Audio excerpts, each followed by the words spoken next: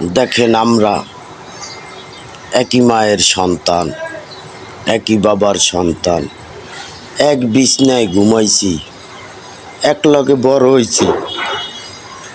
আর এখন বড় হয়ে কোথায় কে, এক ভাই এক ভাইয়ের খবর লয় না, বইনেরও খবর লয় না, মা বাবের খবর পোলাই লয় না।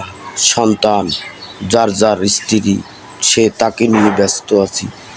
অতএব আসলে একবার চিন্তা করলে দেখছেন যে আমরা তো এই দুনিয়ায় চিরদিন বাঁচব না, তবে কিসের মোহতে পড়িয়া এত কষ্ট মানুষের মনে দিয়া কি সুখ পাই। আসলে তো কেউরে কেউ কষ্ট দিলে সে তো সুখী হইতে পারে না। এটা তো আর কোনো দিন শুনি নাই যে কেউরে কেউ ব্যথা দিয়া সে সুখী হইতে পারে। সে সুখী হইতে পারে না, সে সুখী হইতে পারে না।